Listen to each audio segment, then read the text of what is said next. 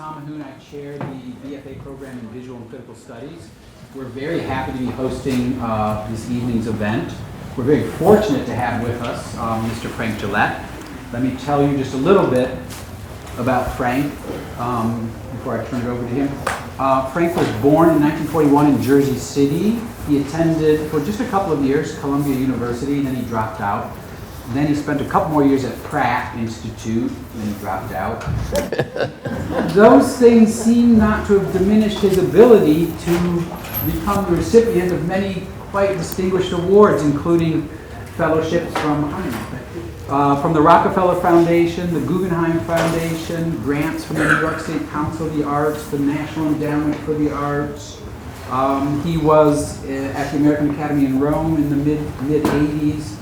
He's the author of a couple of books, one titled Between Paradigms, another titled Of Another Nature. His work has been presented in a number of solo exhibitions at places like the Everson Museum of Art in Syracuse, Contemporary Arts Museum in Houston, the Corcoran Gallery, the Howard Wise Gallery, the Castelli Gallery, the Long Beach Museum of Art, and so on and so on. I thought maybe a good introduction to Frank would be, I really enjoyed combing back through some of his older publications. So I thought, as a way of whetting your appetite for this evening's remarks, I might read some select statements to give you a sense of the range of Frank's thinking. Here, for example, is something he wrote in 1989.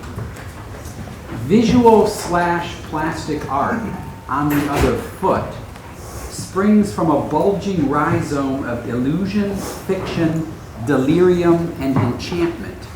Very generally speaking, it desires to draw blood from a turnip.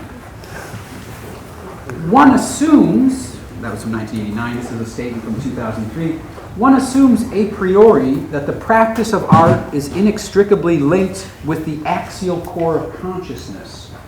Further, art is the ne plus ultra of its manifestation in the world. Art is not a mere arbiter of the moment's fashion and taste. It is the functional embodiment of immanent knowledge, crucial to the maintenance of sentient existence, civilized discourse, and ecological accord. Or, from 1991, in a cultural environment where the now dominant Cartesian Newtonian axis has, by means of analogy and metaphor, reduced the physical world to clockwork and billiard balls, thank you, David Hume, is now in the shaky hands of the present digital culture. This is from 1991. At the other end of the spectrum rests the essential Freudian insight: you are who you have become, which is, of course, a simplification, but just barely. From 1989. So here is where we are, in some kind of neither land, where shit and shinola are indistinct, where the topical and the ontic meld into a blur of victim-centric interpretation, where my ism is superior to your ism, where the top dog wags its alpha tail, where all and everything is nothing but a simple gesture indicating dominance, power, and unabated absolute control. Welcome to our in-the-flesh reality. Welcome as well to doubt, suspicion, compunction, and ineluctable desire. You have arrived. 1989.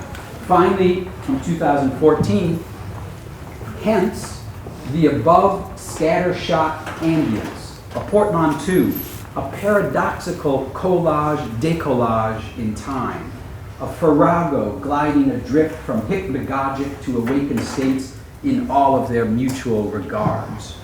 Now, in a further spirit of mutual regards, would you please welcome with me Frank Gillette.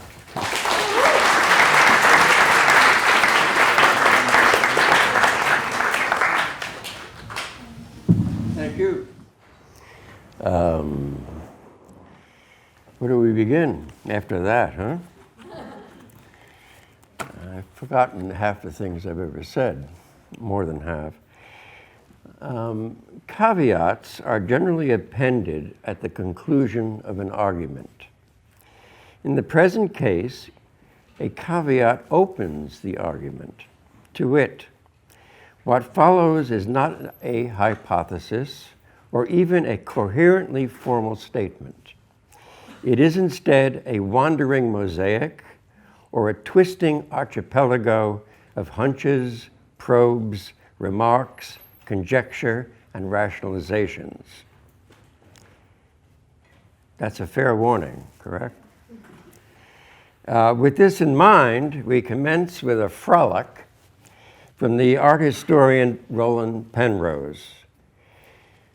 Picasso is hanging out at Kahnweiler's gallery in Paris, and a nouveau riche, boorish rookie collector arrives to meet Picasso. And they go through the formal exchanges, and finally, the rookie goes into a fit of pique, complaining that Picasso should paint reality, that he doesn't paint reality, he ignores reality. Things are not like the way he paints, things are not real. And Picasso asked, well, what do you mean by reality? And the rookie pulled out his wallet and removed a photograph of his wife. And he said to Picasso, no, that's reality. And Picasso replied, she is rather flat, isn't she? And small.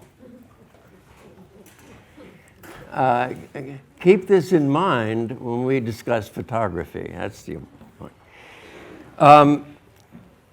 Now, employing this gag as an introduction to the crucial distinction between modernity and modernism.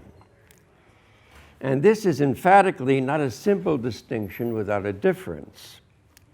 From this perch, modernity was launched in the West with the Industrial Revolution in the late 17th century, the publication of Beethoven's Eroica in 1804, and most saliently, Fox Talbert's 1839 address to the British Academy on the invention of photography, back to Picasso's sly quip. Modernism, on the other hand, arrives at the opening 2 decades of the 20th century. At the opening, we discover the work of Einstein, Planck, Cezanne, Picasso, Stravinsky, Joyce, Ibsen, Wittgenstein, Edison, Tesla, Duchamp, and Freud, among others, including the great and marvelous precursors to modernity, Emily Dickinson's poetry and the construction of the Eiffel Tower in 1887. Beginning in the mid-1960s, a third pivot emerges, culminating with our analog-digital divide. More about that later. Backing up a bit, there are 4 epistemologies or ways of knowing the world: religion, art, science, and philosophy. The most significant and relevant and critical of these centers on the clash, or at best, the wobbly equipoise between art and science, and the rather contentious art-science split reduces to this: tacit versus objective knowledge.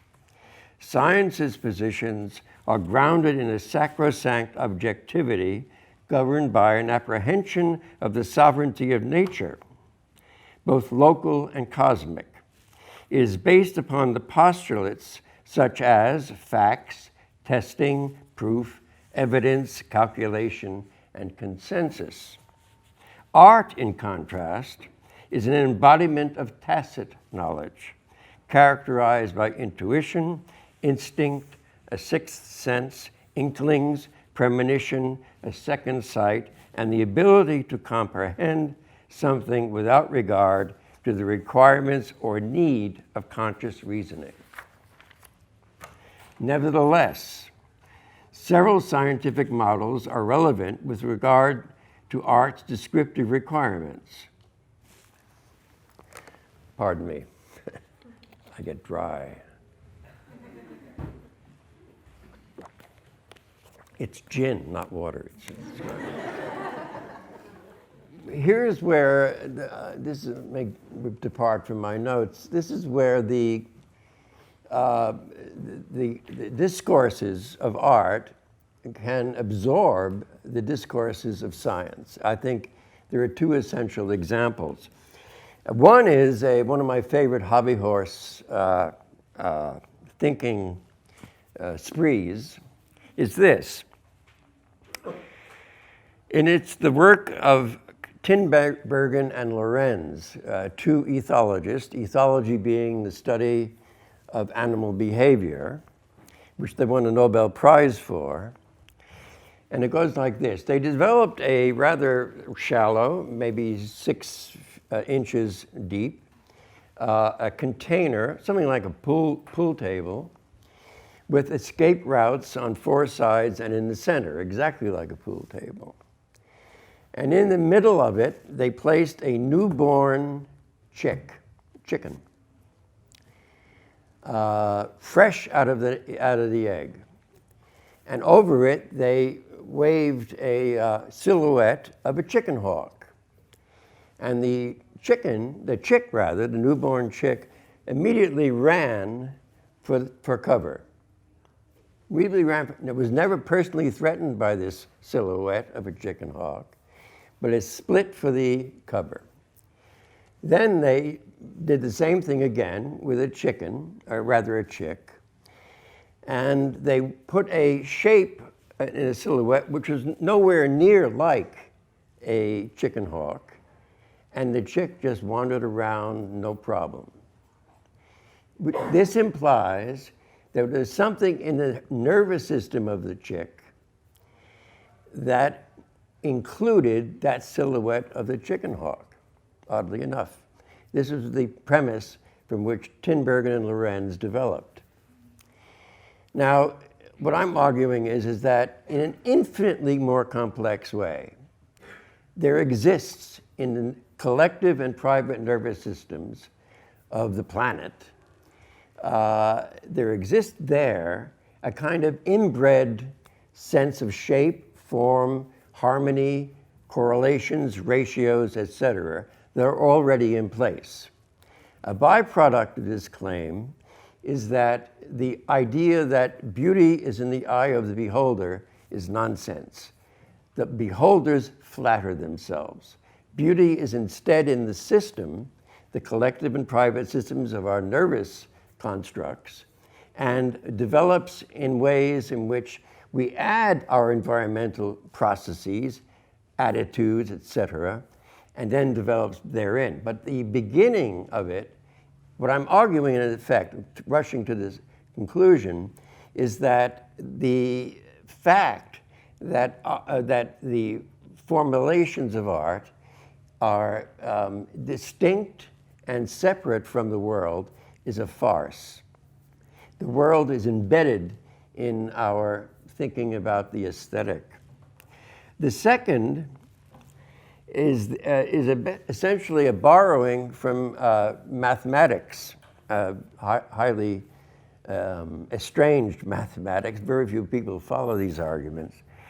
And it is this, that there are basically 3 mathematical procedures that I think artists can learn from, once they're addressed, can acquire them and apply them.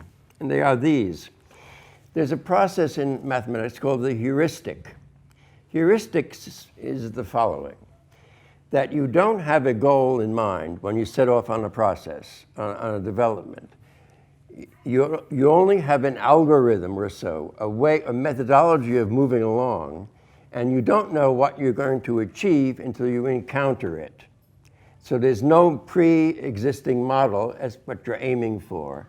It's just a wandering, and then you arrive at something because it emerges from the fact that you're wandering. But you don't begin with a target. You don't begin with a conclusion. So the heuristic model can apply to art making, is what I'm suggesting.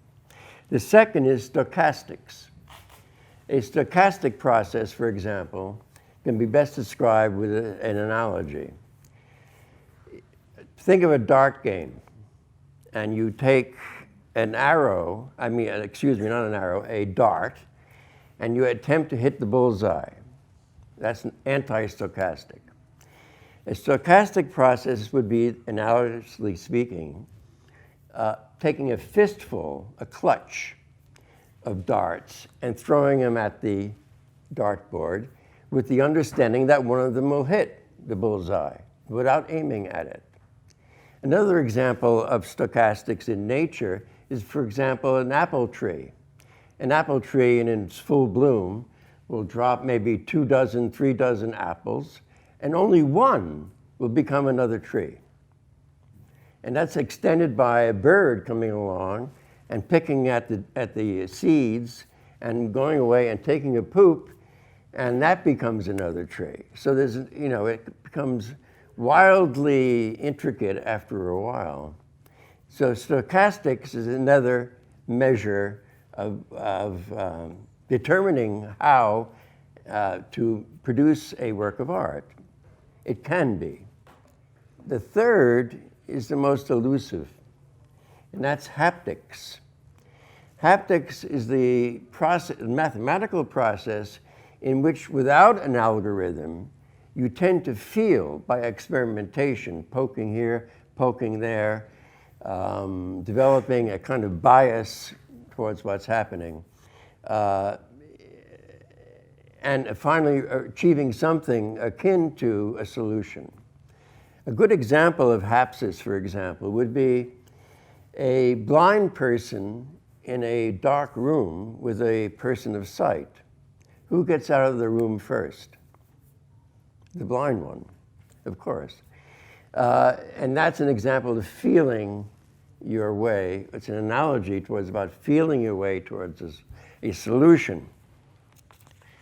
Enough of science for the moment.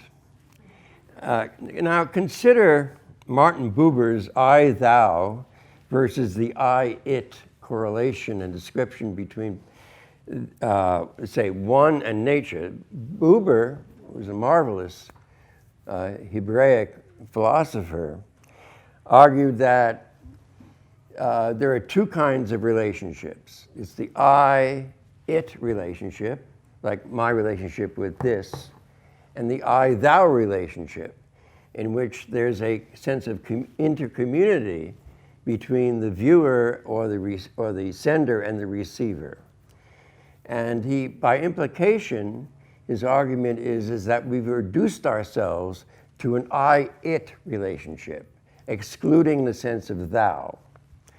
Now, while this culture regards nature with a near exclusive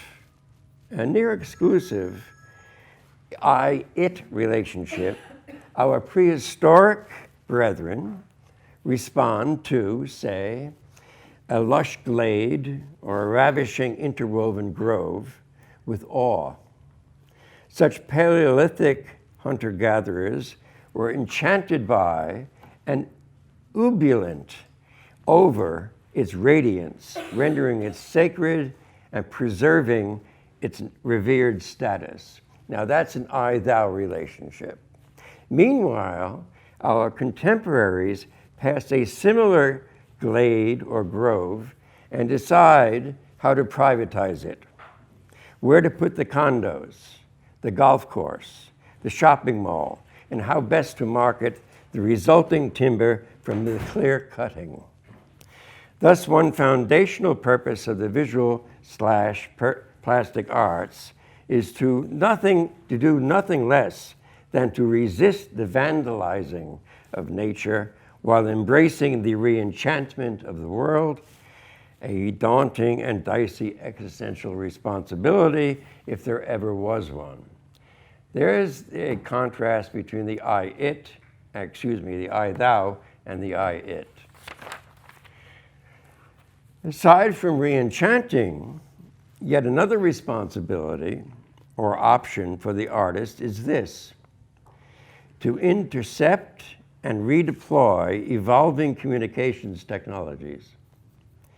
That is, turning them towards aesthetic ends, such that novel forms of information, aesthetic and otherwise, emerge thus creating, in Bateson's famous phrase, quote, a difference making the difference.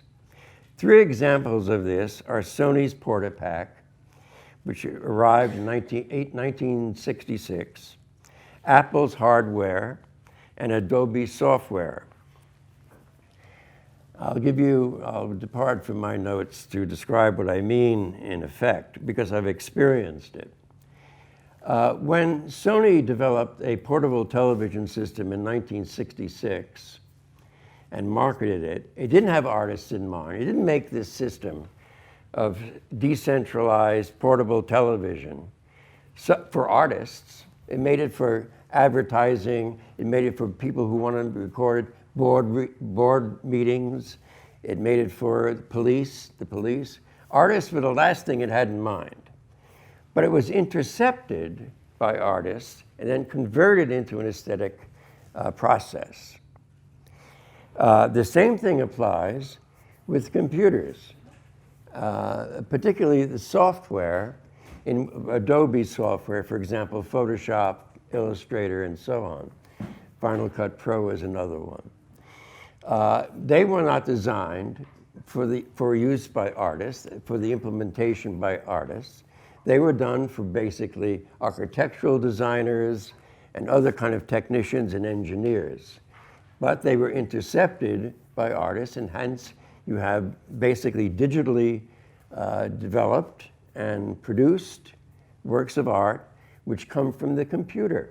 Its medium is the computer. Now, a third option, after re-enchanting the world, intercepting technology, high technology, there's a third option for the artist in today's environment. It wasn't always like this. And the third option, excuse me, I'm confusing myself. I do that frequently. The third option is that authentic and significant art functions best in uncharted territory. So it's neither the task of the artist, the third version, to be either involved in the re-enchantment of the world or the interception of high technology. It is instead to carry on the classical traditions of either picture making, object making, etc. Now, there are many ways to approach the possibilities in the third option. I'll give you a quote to begin with it. Failure, quote, this is a quote, "Failure is a portal to success," end quote. That's from James Joyce. So there's a lot of wandering, again, going back to the heuristics, heuristic wandering in attempting to extend and develop the traditional forms of art, like classical painting and classical sculpture, for that matter, photography in the classical sense as well. Let's assume in this third option that we go back to our Paleolithic ancestors. Consider the condition of obviously the vocabulary at the time was, we're talking about between 15 and 50,000 years ago. In that frame of time, especially the further back you go, the more extreme the example, artists or people who made images on grotto surfaces did not do it for a review in art forum or to make a lot of money or to become a celebrity. They did it for the fact of survival. It was intrinsic to the survival, the belief was. Now consider, a Paleolithic so-called artist crawling through a very slim tunnel, carrying the patella of a deer filled with grease and lit, right? Imagine this. And crawling in a group generally, maybe 15, 30, 35 feet into an opening grotto. because they didn't live in grottos, and they didn't work in grottos. They lived in overhanging caves, and they went into the grottos to do their work. And what they did with all this effort was intrinsically linked with survival.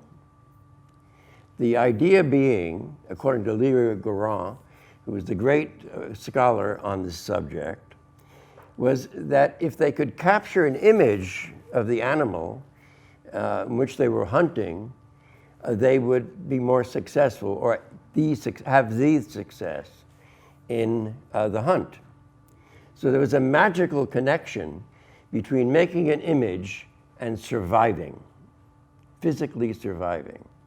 That connection has been broken and lost, back to Buber's thou and it issue. Clearly, the Paleolithic artist had an I-thou relationship, not an I-it relationship. It's basically all about a kind of pulse-quickening perception and cognitive force.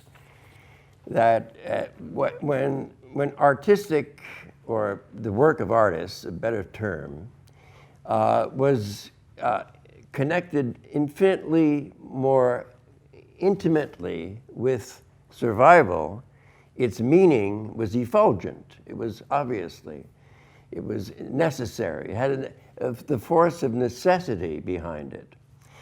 Whereas once you get into the I-it relationship, even art is succumbing to a kind of withdrawal from that initial magical connection between making art of any sort and surviving.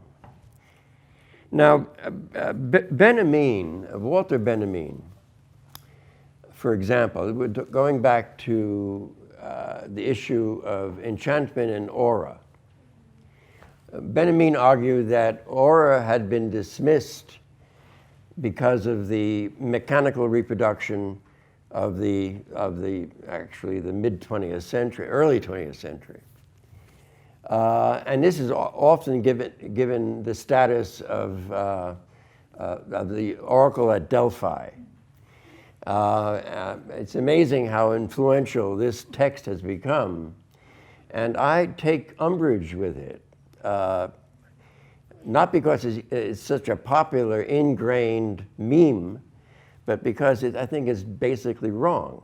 The issue is not to dismiss, in Benjamin's terms, the fact of reproduction because it removes the aura of the single object. The real issue is, how do you skip that stage and reinvest aura in a reproductive object or a picture, a photograph, for example? One of the problems with, I'm told, since I worked with computers extensively, is that it is no hand-eye axis. Let's say you have no sense of touch, you have no sense of surface, it's all on a screen, it's all basically, when you come down to it, a series of zeros and ones. And then it's converted, of course, into an image. But so the question becomes, how do you invest a highly digitalized medium with the same value as the hand-eye axis, or a sense of touch being an example of the hand-eye axis? It's not Benjamin's complaint that is interesting, it's what he avoided. But on the other hand, he arrived early in the game, in this digital game. He wasn't, in fact, he died of suicide in about 1943? 1940, thank you. So the issue is, how do you invest aura in mechanical means? Not how do you give up on mechanical means because they do not possess aura. One of the other classical functions, or the third option, is the role of ambiguity. Now, in your love life, you don't want ambiguity. In your financial life, you don't want ambiguity. In your health assessments, you don't want ambiguity.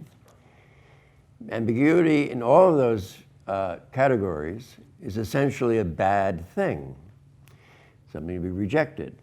But in art, you can entertain ambiguity. In fact, it's a very forceful content of art.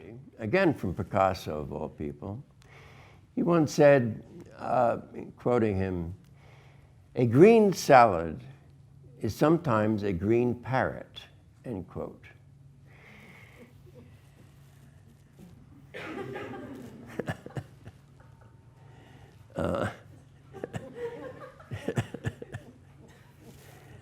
It's not that funny. One of the key central offshoots of Benjamin's argument is the role of photography. In that, a photograph can be infinitely reproduced and therefore is without, the enticements of aura. Aura is nothing but kind of a ghostly presence in some cultures. But it exists in the West as a concept which is the equivalent in the 1950s and early 60s, for example, when I was a young puppy. I was actually once one, yes. No, I'm an old dog now. I'm not a puppy. There was a lot of talk. I mean, this is a sidebar now. There's a lot of things you can determine and measure by the way vocabularies change over time and through generations. The way we talk about art now, in general, I'm not talking about specifics, in general, is extremely different from the way we talked about it in the late 50s and early 60s. In the late 50s and early 60s, for example, the idea of presence was the equal of aura. That a thing no one talks about presence anymore. Not that I've noticed anyway. Perhaps there's an exception here. Does anyone here talk about presence anymore? Ah, there you go. I see. That's because you're an old dog too. There you go.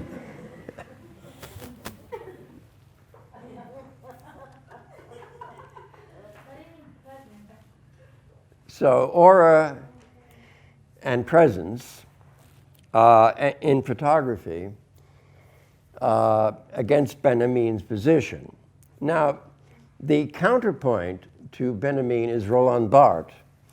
Barthes, on his essay on photography, the wonderful Roland Barthes, by the way, argues that a sloppy, offhand, simple, pedestrian snapshot of Napoleon would tell us more about Napoleon than all of the great paintings and portraits of Napoleon.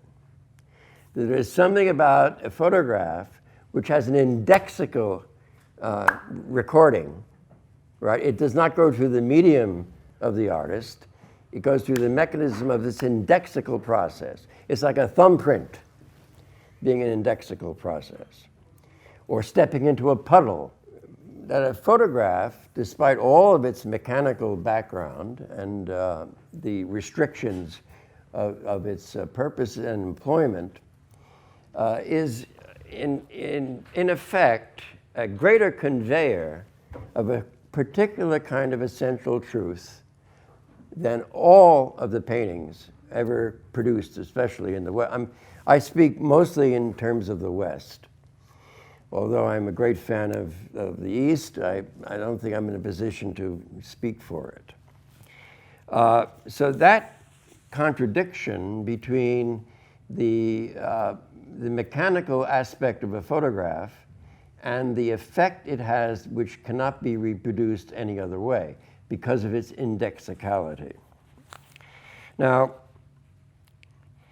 back to the issue of ambiguity. Only within the precincts of artistic endeavor can you effectively employ ambiguity in a positive sense. You can actually enjoy ambiguity in a positive sense. I mean, the green salad and the green parrot is just one example. Another would be the whole category of pateola. pediola, rather, which is the study of the following kind of ambiguity: looking at a cloud and seeing a swan, looking at a root and seeing a snake, looking at a deposit of coffee grinds and seeing a face. So it's both. It's both a cloud and a swan. It's both a snake and a root. It's both a coffee grind and a face. This kind of oscillation between the two is another kind of ambiguity, also employable by aesthetic means. Another example would be Wittgenstein, the great Wittgenstein, produced a diagram. It's called the duck-rabbit oscillation. Are we all familiar with it? In which that's another manifestation of ambiguity. Ambiguity is an extremely complex and deep set of associations and relationships in the human mind. The human mind, which is, I think, all of us possess, this gelatinous pile of mess in your cranium. Well, by the way, that's not really where your mind is at. The Greeks believed it was in your heart and so on. This represents, in other words, cutting to the quick, perhaps several quicks at the same time, is that it matters to us that we engage ambiguity because of its pleasure and not avoid it because of its confusion. It produces confusion. For example, you don't want to go to a physician and give you an ambiguous answer, either one way or the other. It's for another kind of ambiguity is the following, and I mean this as an aside. Should not be taken seriously, that is to say. When we pray, it's called talking to God, right? When God talks to us, it's called schizophrenia.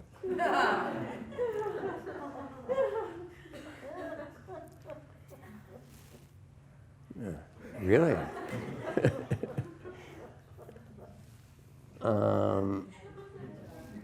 Now there's a slice of ambiguity for you. So I'm trying to distinguish what I consider the third option for the artist in its responsibilities, in a way. All three, I think these are three domains, in other words, and all three deserve a kind of separate evaluation and understanding. Now, there's a distinction in this issue of ambiguity and pleasure, and that's between the random and the arbitrary. The random process is not an arbitrary one. An arbitrary process or occasion is not a random one. And one of the issues in the third option is the one of which, how do you harvest randomness? How do you harvest chance? There's the wonderful work of Jacques Monod, Chance and Necessity, in which he argues basically that all of life's processes are dependent upon chance and necessity, the combination of chance and necessity. This, of course, is a kind of twisted variation on the Darwinian proposition of random mutation because of optimal circumstances of survival. It's all about chance and randomness. And Monod's remark extends to an interesting phrase of his in which he says, surfaces, and this is a quote, surfaces recognize each other, end quote. That is so simplistic in a way, But if you reflect on it, it's really extraordinarily profound. Surfaces recognize each other. Now, beyond the elusive quality of presence being the old way of talking about aura, or the ancient way of talking about aura. Now, one more aspect that applies to all three options, the reenchantment of the world, the interception of technology, and the classical distinctions of history. And that is the agonistic spirit, the spirit of agon. In brief, the spirit of agon goes something like this. I enter into my adult, serious portion of my life, post-childhood or whatever, and I am under influences, as everyone has been under influences. And over the process of time, over the unfolding of time, I begin to resent these influences. And I put myself up as a constitutional embodiment of the opposite of these influences. And therefore, I overthrow these influences and create something else. A good example of this, again, is the relationship between Cezanne and Picasso. Picasso was deeply influenced by Cezanne, and through the agonistic drive, separated himself, and hence you have the blossoming of Cubism. How do you evolve from that resistance to the influence that basically you drag with you into your professional life? How do you both acknowledge the influence, and how do you overcome it? This, in combination with the distinction between the arbitrary and the random, or chance and necessity, becomes a kind of integrated melting ball of wax, so to speak. It all combines, congeals around the issue of the spirit of development or projection or ambition even in aesthetic undertakings. Quoting Duchamp, who said, quote, "Art is a mirage," end quote. Well, give me 5 more minutes and I'll try to sum up. I was recently asked via email what I thought about the current scene, the art world's current scene. And I'm going to give you literally what I wrote back. And I still hold to this position. I wrote back, much of the current art, and I have art in quotes, is trite, boring, trivial, stilted, and mercantile, brimming with pastiche, vacuity, puffery, and petulance. Although some, and probably there were more than I anticipated, some works of art appear to be blissfully rambunctious. Back to the third option, which I've given less attention to than the other two. Art is, basically, in the third option, art develops novel exploratory acts and processes, seeking out elegant systemic patterns which connect in original ways and means. That means the components of what anyone works with, both the explicit ones and the implicit ones. For example, in the case of a painter, the explicit ones would be the pigment, the brushes, the palette knife, the surface. And the implicit ones is how do you interact with these explicit ones.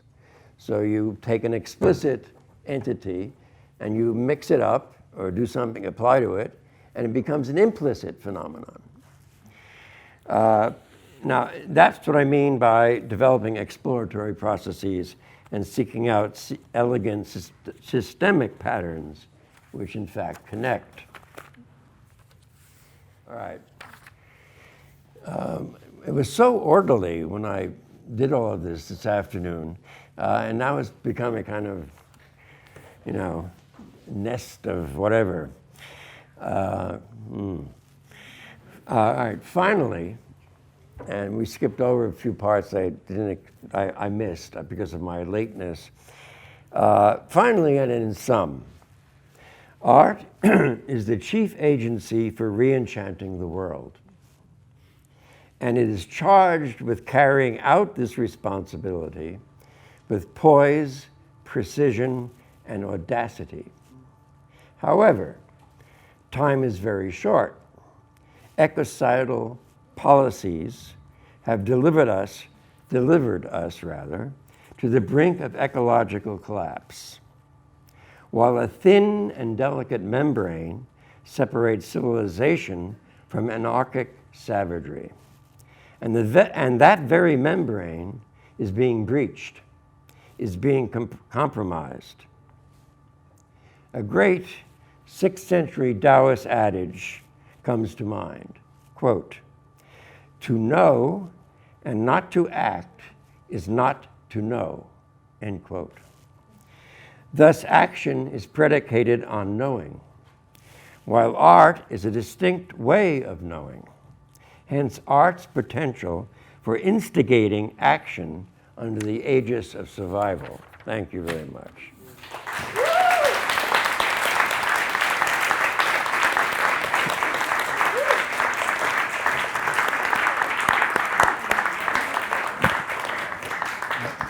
Thank you, Frank. Frank has agreed to field some questions. I'm going to give whoever has a question the microphone so it gets recorded. Anastasia.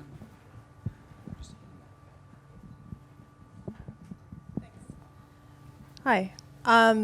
So I was just wondering, you mentioned how most of art is... I can't hear you. I'm sorry.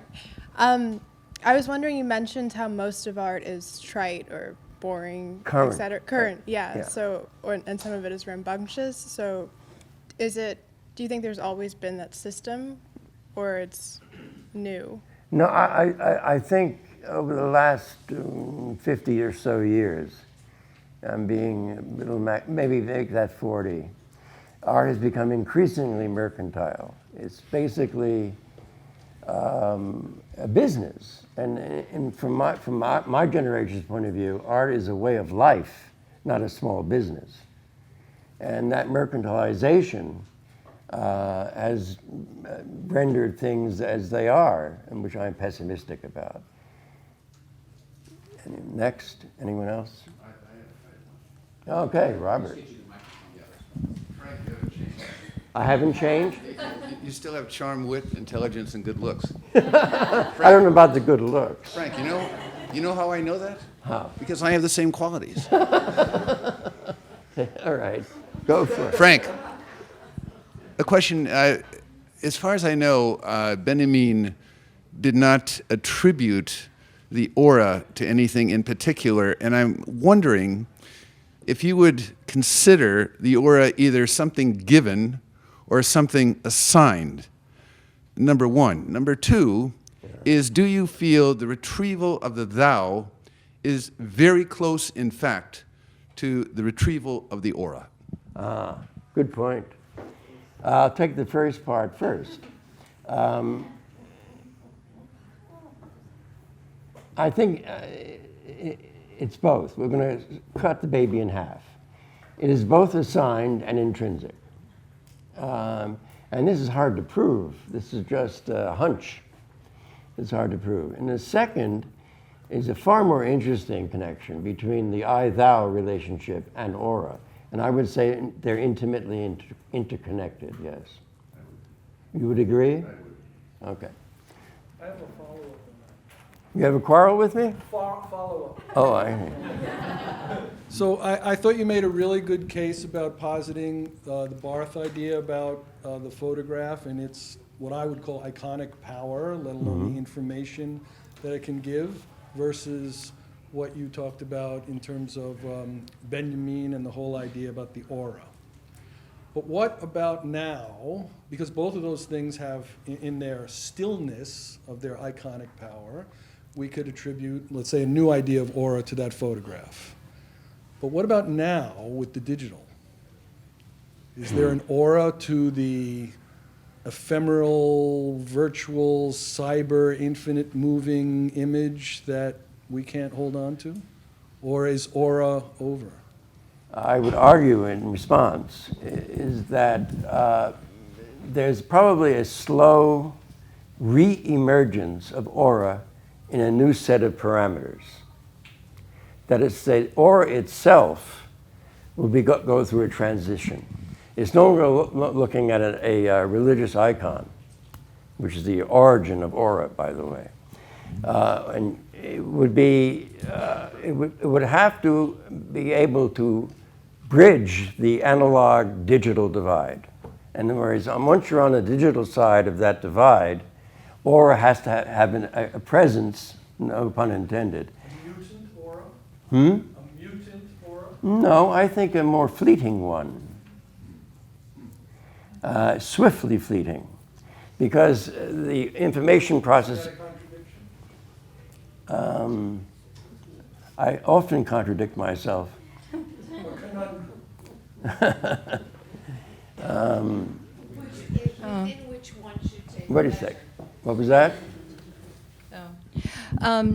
Well, I was going to say one thing in relationship to this discussion, but then I had a question. But if we think about how most art that has been produced was not by single artists, so to speak, but by practitioners, craftspeople, repeating and repeating and repeating, sometimes the same image over and over and over. In that way, it was reproduced over and over and over. It's just not mechanically, but there was an infinite amount of, and also Well, there just were templates. repetition of the same thing. There yeah. were templates. And so, but I was going to ask you to talk a little bit more about how the difference between scientific endeavor and the word invention, which is used in science, I'm inventing something, and the same word is used when artists of our generation, the older generation, produce something that we consider to be unique. We say we've invented something, and the whole idea was to push something a little bit, to not repeat, to push something a little bit more Originality is a measure of merit. Yeah, and I do think this kind of bifurcation between science and art is, I'd love to see it begin to circle back on itself a little bit, or to try to understand what the actual, because you know, scientists and artists think in very similar ways, at least initially. They get involved in things that other people take for granted. Like, why do we breathe? Like, oh, well, everybody else just takes it for granted, but a scientist sits and wonders, oh, about breath. An artist would make a metaphor or something out of breath, but we all don't take things for granted. We wonder about sometimes dumb things other people think would be dumb. So we have curiosity in the same way. We think outside the box. So what is this relationship between the two? It's bifurcated, but it's still a very strong core, I think. Right. Okay, so that's my question. Thank you. All right.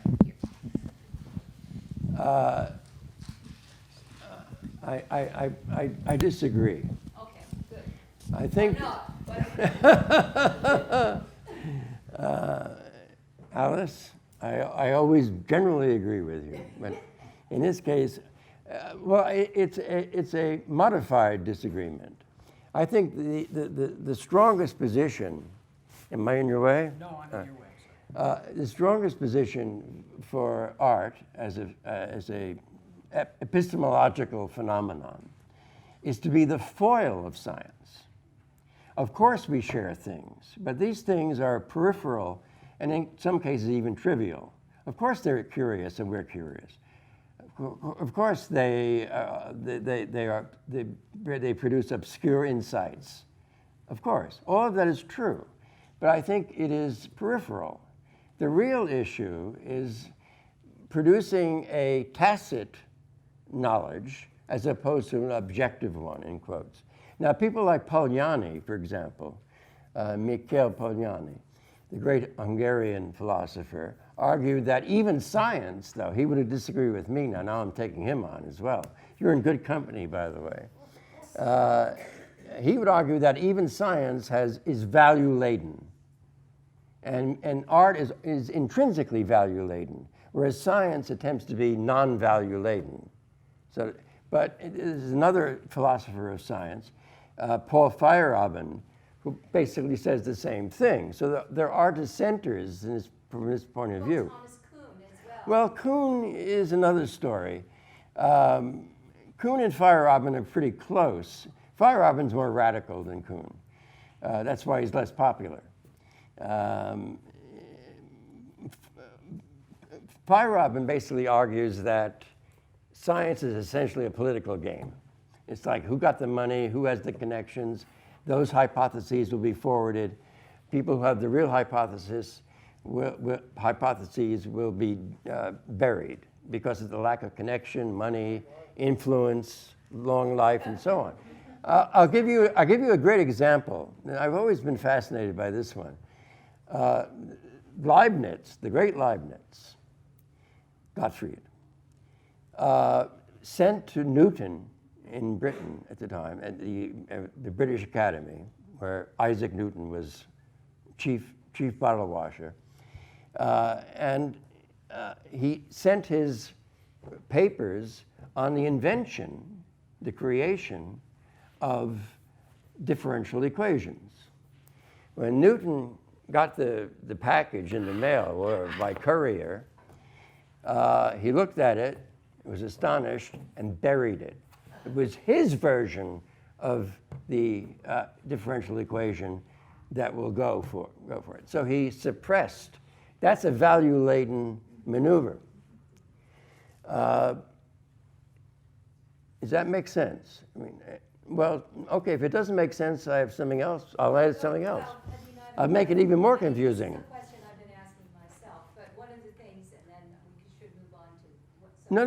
It's a very. Bruegel. I remember reading an article in Scientific American about Bruegel and the blind leading the blind, which was a kind of biblical subject. Mm-hmm. And according in Scientific American, they said that he was so observant when he made this painting that they could actually diagnose the kinds of blindness that the various figures had on the basis of how accurately he painted. Now that's a period in history, in art history, in which there was a kind of collusion, if we want to call it a collusion, or a bonding of both.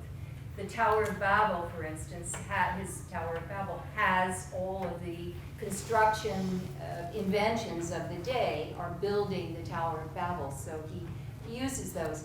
Now, it's just, in my mind, it's a kind of wonderful period in which there was more or less a coming together, or as opposed to a splitting apart of knowledge. But now we've become so specialized, everything is so split apart that everybody is in their own little category. But anyway, we should probably move on. I don't know that we can solve. No, this. I grant. I've been wondering about it for a long time. Here's the point, and why I disagree, and why I believe that art's position vis-a-vis science should be as a foil. Because the dominance of so-called objectivity, valueless laden, without value, despite Newton and despite Feyerabend and despite, to some extent, Polanyi, is that interaction, that dialectic, has to be is essential in a way for civilization to continue. We can't, in other words, the scientific vision of the world is necessary, but it's insufficient. And in its insufficiency, it requires a foil, which is art, in my opinion. Now, it used to be a correlation between religion, for example, or even in a philosophical sense, a correlation between ideas and compounds of ideas within a philosophical domain. But in being necessary but insufficient, it's still insufficient. And art should be the foil that provides that sufficiency. So therefore, they are in contest. They are in contest. Stephen has the last question. Oh my God, it's actually more of a statement. Stephen has the last. I want to go back to the. Is this on? It's just recorded. I can hear you. Okay. It's a foil. Stephen is hard. Now I'm going to go back to the aura question, because I wonder if how many of the students. I wonder how many of you have you ever read the work of art in the age of mechanical reproduction? Everybody Have most of you has. read it? Yeah. But the importance of the question of aura is really, I mean, another way to talk about that would be the magical aspect of a work of art. And so the question that Benjamin talks about is the loss of this magical aspect of a work of art and what might replace it. And for Benjamin, it's Marxism, the replacement, essentially. That he's both mourning and celebrating the loss of this magic. But contra Benjamin, as Frank was talking about earlier, if you look back now at works of art from the period Benjamin was writing, like, say, Casablanca, those works have become highly erratic. They have, because there are two sides of this aura. One side is the sacred nature of the production, and the other side is the varnishing of history, the glow that comes onto things in the past. So in relation to the digital present, that becomes a very interesting question. Things in the past become erratic almost automatically because they're old, but they don't necessarily become magical in an active way that produces future culture out of themselves. Mm-hmm.